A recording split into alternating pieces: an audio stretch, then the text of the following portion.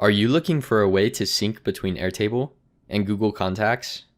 With zzBots, you can now install this full two-way sync as a bot pack from our bot store.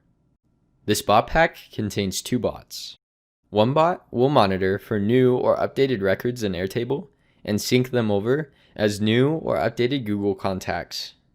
The other bot will monitor for new or updated Google Contacts and sync them over as Airtable records. To install this bot pack, if you are watching this video from YouTube or social media, start by clicking the link in the description. In zzBots, click the install button.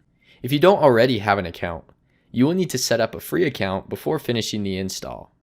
Then click next and follow the instructions to connect to your Airtable account and to your Google Contacts account. After you finish installing this bot pack, you will be taken to the bots page, where you will be shown an instructional video to help you finish setting up your bots. If you are looking for more ways to integrate your apps together or automate your business, be sure to hit that subscribe button and check out our other videos. If you have any questions, just chat with us on our website at zzbots.com and we'll be glad to help you.